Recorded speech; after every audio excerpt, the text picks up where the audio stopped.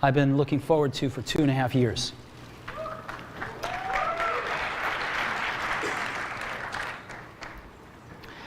Every once in a while, a revolutionary product comes along that changes everything. And Apple has been, well, first of all, one's very fortunate if you get to work on just one of these in your career. Apple's been very fortunate. It's been able to introduce a few of these into the world.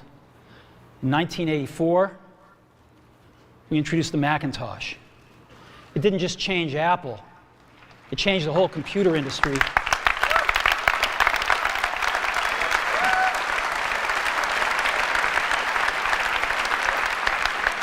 2001, we introduced the first iPod. It didn't just change the way we all listen to music. The Apple iPhone took the world by storm when, in 2007, then CEO Steve Jobs announced a product that was meant to change the world, and some even touted it as the world's first smartphone. The promotions for the iPhone came with the tagline, "There's an app for that." This would give the impression that the iPhone introduced the smartphone to the world, and through its pioneering work also invented separate applications to run on said phones.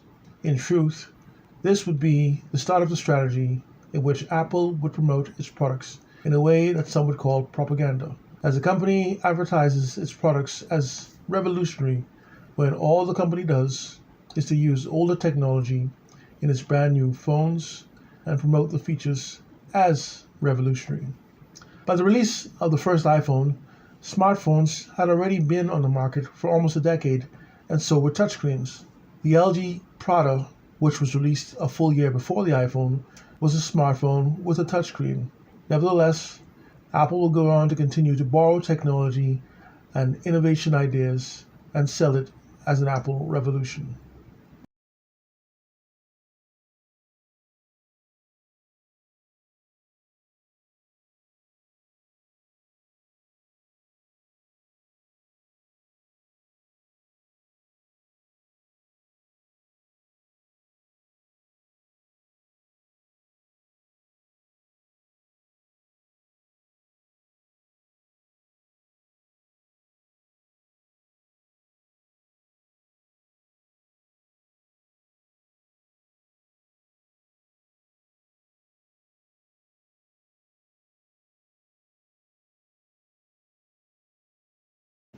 Today's video is sponsored by the Modfall book series. Get your copies today. Detective Monica Ragner's daughter is thrust into the deadliest murder cases in her career. Fear and deception lay at every corner, and her fight to save the lives of others just may cost her own. Get Modfall Disciple and Modfall Paraben at these retailers today.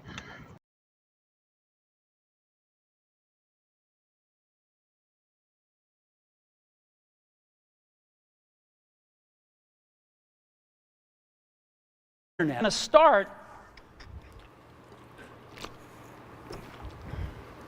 with a revolutionary user interface.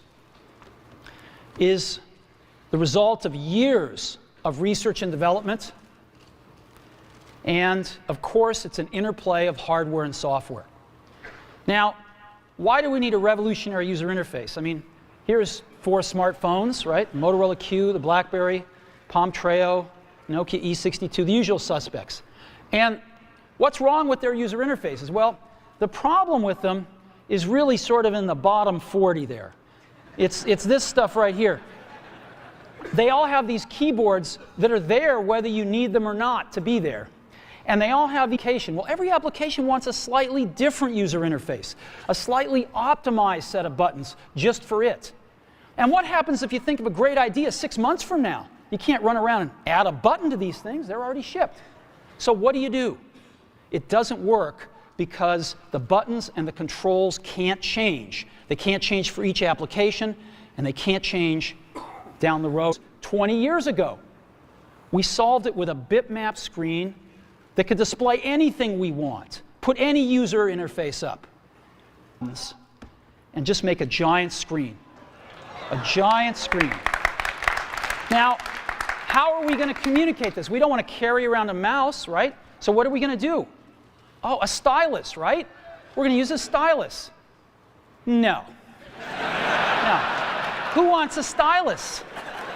You have to get them and put them away and you lose them. Yuck. Nobody wants a stylus. So let's not use a stylus. We're going to use the best pointing device in the world. We're going to use a pointing device that we're all born with. We're born with 10 of them. We're going to use our fingers. We're born with 10 of them. Upon its release in 2007, we had a serious question over the name that Apple chose for its brand new smartphone. Why? Because we knew that Cisco Systems already had a product named the iPhone that was trademarked, which meant Cisco owned the name iPhone. The Cisco product was a voice over internet protocol home phone that allowed consumers to make calls over the internet. Of course, Cisco sued Apple for the trademark infringement, with the outcome being that they made an agreement that was mutual that allowed Apple to continue to use the name for its product. Apple had a lot riding on the name, so in 2007, at the genesis of a new Apple product, it was already using old technology and stolen its name from another product, and sold both as a revolutionary game changer. Subsequent new iPhone models will continue this trend, which Apple knew what it was doing and would run a campaign of intense coercion to ensure that if anyone reviewing Apple's products, if they mentioned certain factual aspects, that person will be blacklisted from covering future product launches. This is why on YouTube, phone comparisons using iPhones virtually never lose against devices with more impressive technology.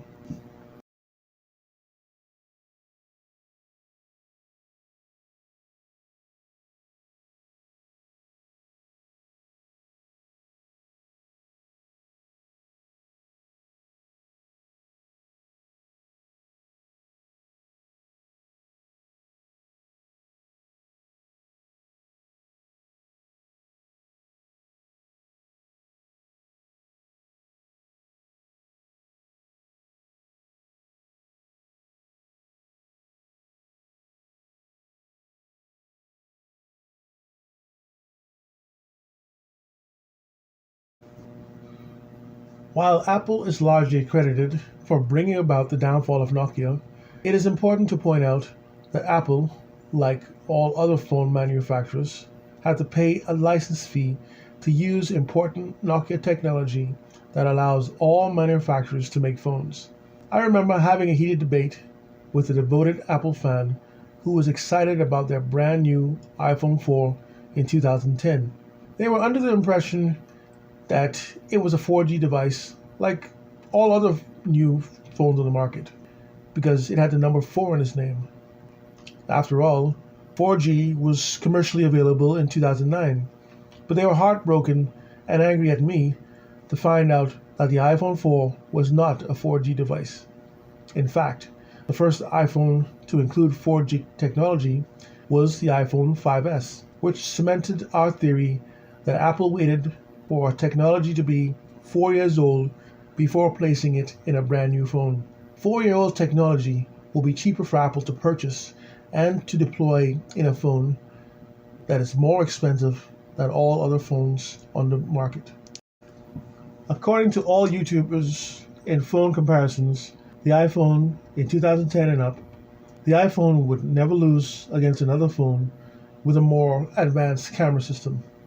In 2010, the iPhone came brand new with a 5 megapixel camera. In comparison, the Nokia N8, which was also released in the same year, but a few months earlier, shipped with a brand new 12 megapixel camera and with a xenon flash instead of an LED. In fact, that camera also came with a mechanical shutter system. It was far more advanced than the iPhone camera, yet the iPhone was far more expensive. It wouldn't be until 5 years later, in 2015, that Apple first used a Sony 12 megapixel camera in its iPhone 6s. In comparison, Nokia released a phone with a 41 megapixel camera in 2013. On the 20th of October, Samsung Galaxy S6 had Apple a 16 megapixel camera product in 2015 that promised to take the world by storm. The HTC yet again won. They called it from 2015, and it promised to revolutionize the industry and would finally allow iPhone users to claim the technology high road over consumers of other operating systems. The big release was to cover the fact that Apple took so long to bring the 10-year-old NFC technology to the iPhone, a technology that was used in a simple Nokia 5140 in 2004. Without NFC, Apple Pay wouldn't work, yet Apple sold it as a game-changing product. The big fanfare for Apple Pay was to justify charging such a high price for its brand new devices, with some technology being at least 4 years old. Another example of Apple's propensity to massage the facts was the introduction of the USB Type-C charging cables in 2024. Once again, Apple sold the switch as a game-changing revolution, when in fact it was the European Union that forced Apple to make the switch. The European Union passed a law to mandate that all device manufacturers must in future do away with the multiple different types of charging cables and to make all devices compatible to a single type. This was for saving money for the consumers, allowing one charger for all devices. If you like this video and want to see similar videos, like, share, and subscribe to the channel.